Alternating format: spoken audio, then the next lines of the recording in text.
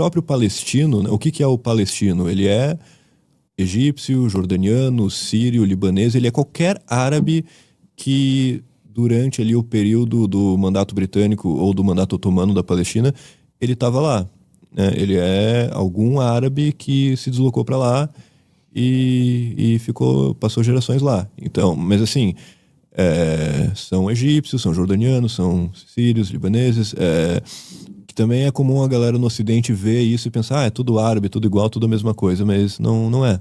Né? Por exemplo, muitos... Você vê isso muito no Twitter hoje, né? Eles sim. que são... os palestinos são semitas também, né? Mas depende, assim, os de background árabe são, né? Os de background egípcio não. Tá, ok. Depende, assim, varia. Então, você vê muito no Twitter, assim, eles que estão lá, eles que se explodam. Tem gente mais radical que fala a solução para aquele lugar é bombardear tudo e todos e acabar com absolutamente tudo que tem lá. Sim, pois é. Mas a verdade é que, pois é, cara, em Israel foi o único lugar, o único país em que você tem uma convivência pacífica. Tem uma analogia que costumam fazer nesse sentido, né, cara, que imagine o que aconteceria com o mundo se todos os países árabes, vamos dizer o Irã, vai ser um exemplo mais recente. O Irã não é um país árabe, mas é uma ditadura muçulmana. Imagina o que aconteceria se o Irã largasse as armas, e imagina o que aconteceria se Israel largasse as armas. Entende? Se Israel, de repente... Se o Irã largasse as armas, provavelmente nada. Se Israel largasse as armas, provavelmente ia sumir do mapa. Exatamente. Não precisa ser muito inteligente para concluir isso. Pois é, exatamente. Então, essa que é a grande questão, né? E o papo do Irã, que se eles quisessem fazer assim, Israel sumiria do mapa, era mentira, então? Não, o Irã, era blefe. Sabe o que é, cara? O Irã, eles são muito bons no terrorismo, né, no cara? trash talk. Antes da luta do UFC. Eles são... Na verdade, o Irã, ele financia o terrorismo no Oriente Médio inteiro, né, cara? O Hezbollah, o Hamas, os Houthis, todos eles são proxies do Irã, né, cara? Então, o Irã, ele é muito bom no terrorismo, ele é muito bom, né, nesse tipo de guerra, de terror, assim, né? Então, a especialidade deles é essa, é causar o medo e fazer papo furado para parecer mais poderoso do que é, né? E através disso causar terror psicológico. Vou dar um exemplo concreto. Os ataques de mísseis do Irã, quando a gente estava lá em Israel, quando estava tendo os ataques, era geralmente durante a noite. Geralmente durante a noite, a madrugada. Tinha bastante durante o dia também, mas era mais durante a noite, durante a madrugada, porque com isso eles conseguiam aterrorizar mais o povo, né, cara? Porra, a sensação de... Era mais psicológico. Sim, a sensação de tu interromper o churrasco pra ir pro bunker é uma coisa, mas a sensação de tu não conseguir dormir pra ir pro bunker é outra, entende? Tu ficar a madrugada toda tentando dormir, não consegue, acorda, tem que ir pro bunker. Puta que pariu. É uma merda, cara, é uma merda. E fica daí dentro do bunker ouvindo explosão a madrugada toda, assim. Você ainda tá com alguma... vamos dizer, sequela de ansiedade, alguma coisa assim, que desde que... Você chegou no Brasil quando? Só pra gente... Eu cheguei há 2 semanas. 2 semanas. 2 semanas, e nesse período aqui do Brasil, você consegue deitar e dormir ou ainda vem... Consigo. Flashes? Não, consigo. Eu acho que eu lidei bem com a situação. Eu acho que minha melhor dormida, cara, foi no avião, né? Quando eu tava... Porque assim, eu peguei... eu fiquei esses dias todos em Israel sem conseguir dormir mesmo, né? Mas eu peguei um voo de emergência pra Geórgia. Você vê que a situação tá ruim, que o seu melhor sono foi no pior lugar possível pra dormir, que é um assento de avião. E se o sono foi bom lá, eu faço ideia do quão ruim tava.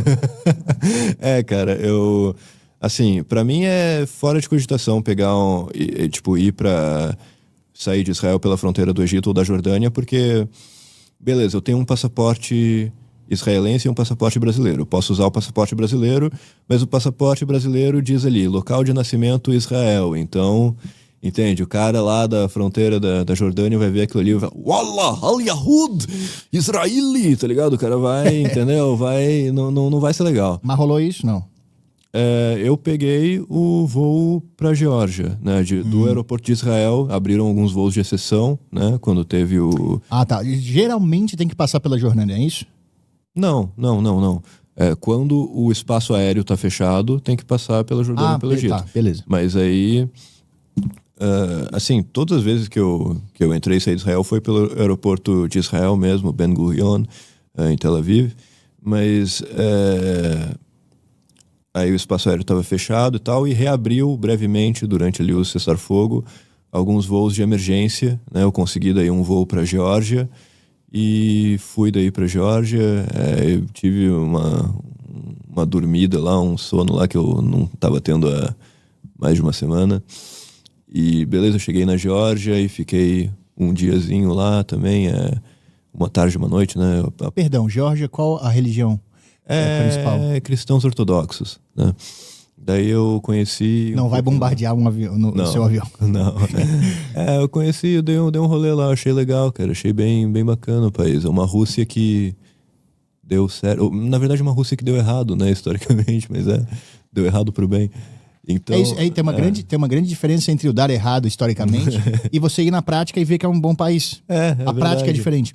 Exatamente para isso que você tá aqui, cara. Tem mais alguma coisa da mídia grande que você tá acompanhando que difere muito da vivência prática de um israelense judeu que estava lá vivendo e sendo bombardeado? Tem alguma distorção da mídia ou alguma coisa que estão exagerando ou falando de mais ou falando de menos, dando muito foco ou dando pouco foco? Não, com certeza, cara. Vou até te dizer uma coisa, você me desbloqueou uma memória aqui minha. Muitas vezes, cara, a gente ia no bunker, tava a vizinhança toda ali no bunker, né, ouvindo explosão ali, bomba. Tava ali... um bunker para várias pessoas, de várias casas, ou cada casa tem um bunker? Não, então, depende. Às vezes tem casa com bunker e tal, mas o que a gente ia, assim, no condomínio que eu moro lá não tem bunker, então eu vou no bunker do condomínio da frente, né, que é um prédio, que daí tem um bunker subterrâneo, que é bem seguro e tal. E aí ficam várias pessoas de várias vizinhanças se entreolhando assim. A vizinhança toda vai geralmente pro bunker mais seguro, né? E daí... Como que é os momentos dentro do bunker de as pessoas se olhando e o barulho de bomba? Sim, então, É tipo tá preso dentro quando o elevador pifa, tá ligado? É tipo quando o elevador pifa, é tipo isso, Mas o que eu ia dizer, cara, é que muitas vezes no bunker tava ali, eu lembro assim, tava ali eu, meu pai, os vizinhos e a vizinhança ali, judeus e árabes. Muitos árabes ali juntos no bunker, entendeu? Judeus e árabes juntos ali se protegendo de um bombardeio do Irã, entende? Então, a questão é que quando o Irã vai e ataca Israel, ele não está atacando só os judeus. Ele está atacando também os israelenses muçulmanos, no geral. os cristãos, os israelenses no geral, né, cara? Quando você fala quando o cara fala em atacar Israel, ele tá também falando em matar muitos muçulmanos, né, na verdade. Só que aí a grande questão, cara, é que parece que para os muçulmanos isso não importa muito, né, cara? Parece que... Pro muçulmano de fora, se ele jogar uma bomba e matar judeus e muçulmanos, tá valendo, é tipo isso? Pois é, porque parece que é um sacrifício, para eles é um sacrifício necessário, né, cara? O próprio, né, o Yahya Sinwar, né, que era o líder militar do Hamas, que foi morto por Israel ano passado, ele disse isso, né, várias vezes, né, que os palestinos que estão morrendo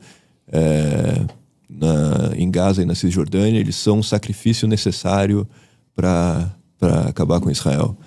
E a verdade é que, assim, você talvez já tenha escutado isso muitas vezes, mas é verdade, cara. O Hamas, ele usa o povo palestino de escudo humano, né, cara? Hoje em dia, cada vez mais, cara, a gente vê os próprios palestinos não estão satisfeitos com o Hamas, os próprios palestinos estão começando a acordar do que está acontecendo, só que eles são censurados, eles são proibidos de falar o que pensam, são muitas vezes mortos por isso. No Irã a mesma coisa, né, cara? O Irã, maior ainda, até muita gente no Irã está insatisfeita com o regime, até porque o Irã até o final dos anos 70, o Irã era um país ocidental, assim, né? Aos moldes ocidentais, né? Eu já vi algumas fotos, é impressionante, né? Até o Afeganistão também, né? Você via mulheres vestidas normais, assim, com roupas normais, sei lá, até na praia, andando na rua com camisetas, assim, regatas. O Irã era um país livre, né, cara? Era um país livre, um país que as pessoas lá podiam realmente ter uma vida tal qual elas tinham nos países da Europa, assim. Só que chegou, né, a ditadura dos ayatollahs, transformou aquilo num regime fundamentalista islâmico, numa ditadura, uma teocracia, que é o que é hoje, e o próprio povo tá acordando e tá vendo que isso não é a essência deles, né? Isso não é a essência do povo persa, né?